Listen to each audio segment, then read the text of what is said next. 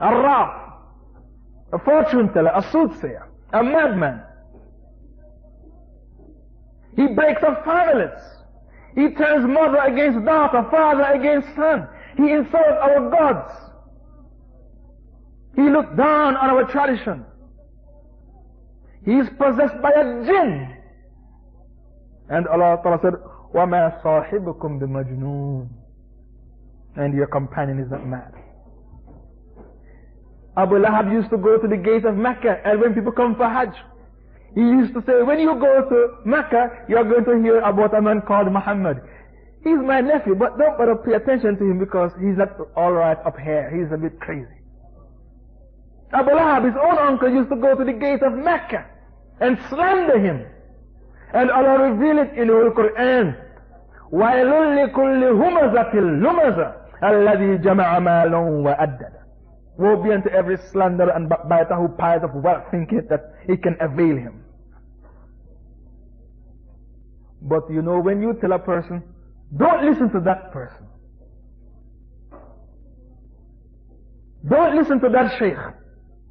He's a troublemaker, he's controversial. The human nature said, well, let me find out what is so special about him, why he doesn't want to listen to him. Because we were created with the natural instinct of being inquisitive. So if you leave a child in a room with 10 videotapes, but one tape is a horror film, the others are cartoons, one is horror, and you do not want the child to have nightmares at night, so you say to the child, look at any videotape, but this one, don't touch it. When you leave the room, which video you think the child is going to look at?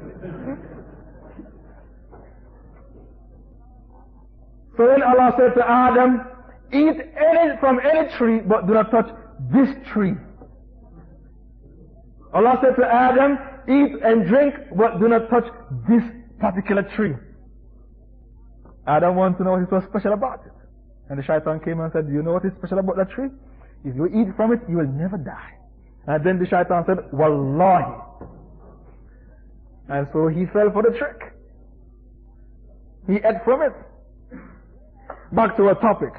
When Abu Lahab said to the people of Mecca, at the outskirts of Mecca, when you enter Mecca, you will hear about a man called Muhammad. Don't listen to him. He's a madman.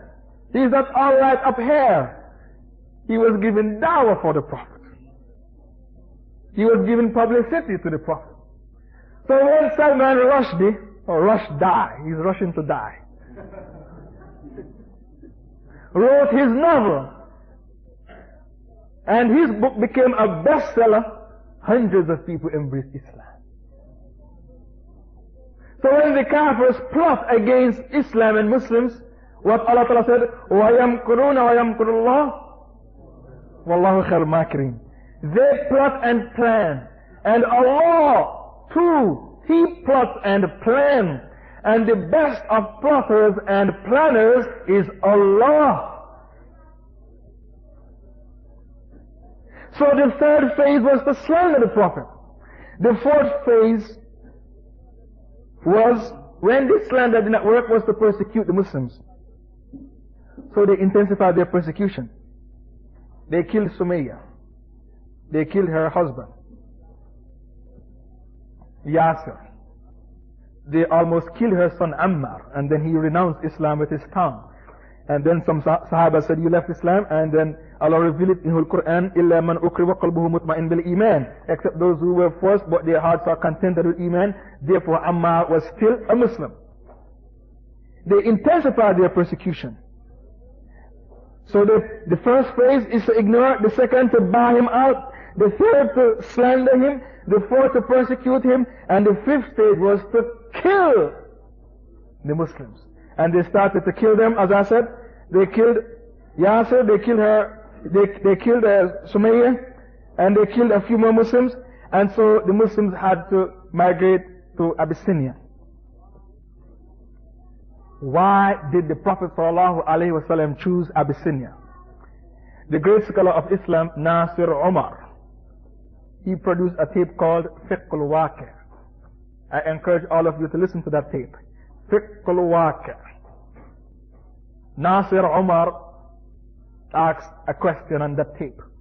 Why did the Prophet ﷺ chose Abyssinia. What is so special? There are many other countries. China, Rome, Egypt. Why Abyssinia? The Prophet ﷺ chose Abyssinia to send his companions, and the Prophet gave his answer. Because in that land lives a king, no man is oppressed in his midst. What does that tell us? That the Prophet knew fiqh al-waqi'. The Prophet was fully aware of not just the Arabian Peninsula, but the countries surrounding the Arabian Peninsula.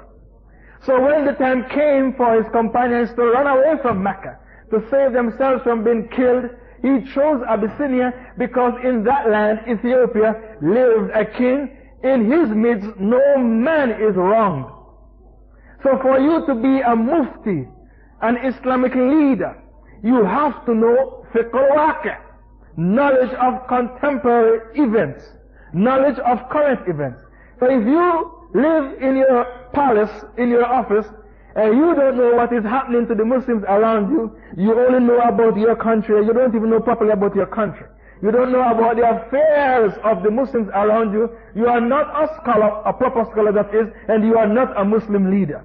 Take from the example of the Prophet ﷺ. He chose Abyssinia because in that land no one was wrong. Therefore the Prophet practiced fiqh al-waqi'. This point was made by the great scholar Nasir Omar. And then he said, what caused us to be in this pathetic state is because our ulama, they are juhala. They do not know fiqh al-waqi'. They do not know contemporary events. During this migration, the first migration was 14 men and 1 woman. And the second migration to Abyssinia was 80 men and their wives and children. The king of Ethiopia received them with love and affection. After the Prophet's cousin Jafar read from Surah Maryam, and when Quraysh sent expensive gifts for them to be returned to Mecca, for them to be persecuted and killed, the king of Ethiopia said, if you give me a mountain as large as Mount Uhud, I will never hand them back over to you. And he said, you can live in Abyssinia as long as you wish. Then he said, there is absolutely no difference between my religion and your religion. The source is the same. They both came from the same Mishkat. The king of Ethiopia, not only did he receive the Muslims in his land, he died on Islam. How do we know that? When he died, the Prophet prayed janazah over him. We do not pray for kafirs. So from the fact that the Prophet prayed janazah over the king of Ethiopia, this is clear evidence that he died in Islam. When Islam continued to spread in Mecca, the kafirs, they came with another card that they played. What card was that? Embargo.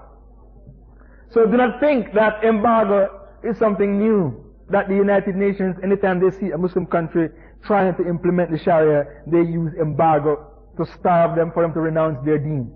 It is not new. The Prophet ﷺ and his companions, they suffered 3 years of embargo for them to renounce Islam. They suffered so much they had to boil the leather from their shoe and eat it. They had to eat the leaves from the trees until their stool resembled that of animals. And they starved men, women, and children alike. So when the United Nations starved the people of Iraq, men, women, and children alike, and they put the embargo even on baby food, it is nothing new.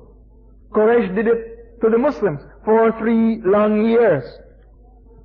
And when the Kafirs of Quraysh discovered that the Muslims will never give up Islam, they broke the embargo. Soon after this, the Prophet's uncle Abu Talib approaches his death.